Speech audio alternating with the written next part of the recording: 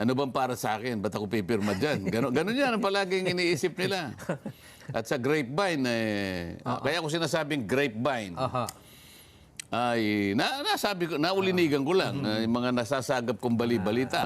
Kapag ka ikaw ay pumirma, bibigyan ka ng karagdagang 100 million worth of project. Bukod pa dyan, meron ka pang X amount of AX, at saka yung mga AKAP, yung mga yung pangkaraniwang ayuda na ibinibigay.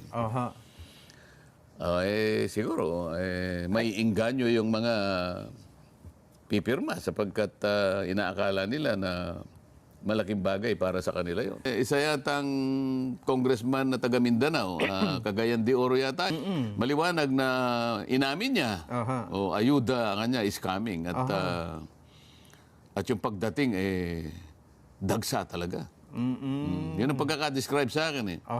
Malibang bansa dahil sapagkat yun ay natapat dun sa araw na kung saan mag-a-adjourn kami. Kagaya na sinasabi ko, pangkaraniwan, pagka-adjournment, meron ka namang pabaon. Parang nadoble yata yung pabaon. Nasasabi ko lang, Kasi para sa ganun ay malaman ng ating mga kababayan kung anong klaseng leadership meron kami sa House of Representatives.